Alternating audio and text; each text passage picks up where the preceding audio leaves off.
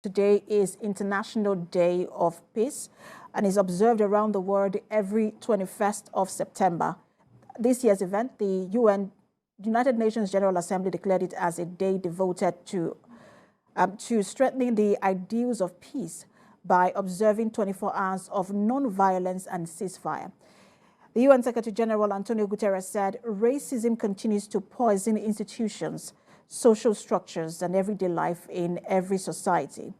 He said achieving true peace entails much more than lay down arms, but also involves creating a world in which people are treated equally, regardless of their race, and building societies where all members feel that they can flourish. And this year's theme is End Racism, Build Peace. And joining me virtually from Lagos to make sense of the importance of these days, the founder, the Youth Evolve, Ruhama Ifere. Good to have you join us. Thank you so much for having me. All right, so we're in Nigeria, basically, and it's difficult to talk about racism because, I mean, basically we're all blacks, and so we do not experience racism. But, you know, one of the biggest challenge we have here is issues around, and I just want to switch it to, you know, our issues around here, which is ethnicity, ethnic sentiments and religious sentiments. And so sort of tie this for us, you know, to World Peace Day and how important it is that we begin to address these issues. Okay, thank you very much. So the World Peace Day, as you know, is commemorated every 21st of September.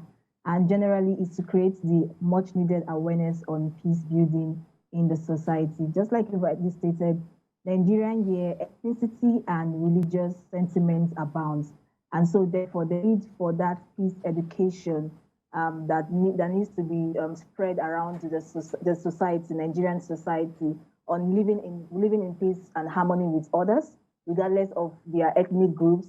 And of course, the right to not being discriminated, which is one of the importance of this year's theme. The right to not being discriminated, regardless of not just your gender, but also your ethnicity, your religion. That's what this World Peace Day is all about. But in general, do you think that we are doing better in terms of how we treat each other based on our ethnicity and religion?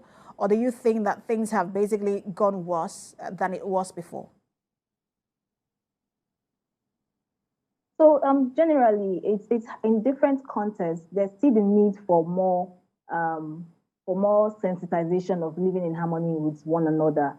Because most times, when all of these things actually begin to occur, is when there are serious, how I put it, situations that are about to happen in Nigeria. For instance, the 2023 general elections, which is upcoming, now we can clearly see that there's beginning to be a divide between, you know, different ethnic groups, between different religions, between different states, even the young and the old, on those that, you know, they want to vote for. So there's this need to let people know that, you know, everyone has the right to vote, everyone has the right to be included, especially with the youth. And also, we need to all be carried along. And so if you decide that you're going to vote for a particular person or a particular party, that should be your own decision, and it should not you should not be discriminated against that decision. So right now, I'm challenging everyone, especially the youth, to, you know, keep entrenching these particular values and these particular peace building values amongst ourselves, in order for us to be able to live in peace and harmony and have this sustainable peace that we desire. And because you keep saying the youth, and you are also the founder of the Youth Evolve, I just want to also ask you if you think that we have done, as young people, if we have done better in terms of how we relate to other people based on their ethnicity and religion, or that we are also now perpetrators of that ethnic and religious discrimination. So right now, young people are actually doing a lot, especially in the civic society, in entrenching these particular peace building values.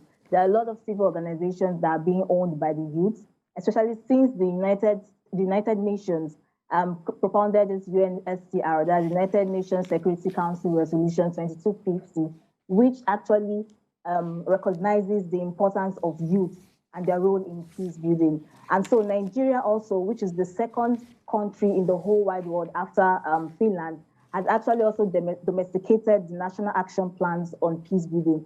This goes to show that the efforts of youth is being recognized. However, we can still do more, and that is what we are doing right now, sensitizing the youth, more peace education in schools, in the society, in the churches, in the mosques, on what youth can do, how they can, promote non-violent ways to resolving conflicts, resolving ethnic issues, and all of that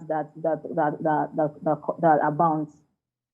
All right, thank you so much for talking to us. Founder, the Youth Evolve, Ruhama Efere. Thank you so much. Thanks so much for having me.